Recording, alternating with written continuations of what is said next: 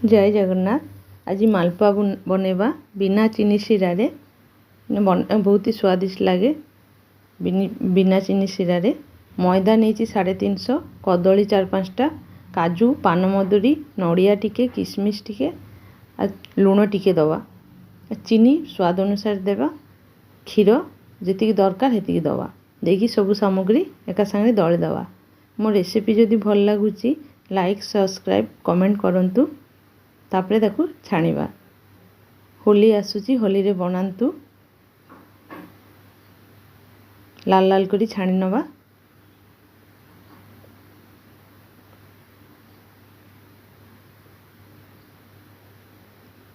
ये भलिया मालपुआ खाया को बहुत ही भल लगे। थरे बनांतु, खाई की कमेंट रे कहंतु।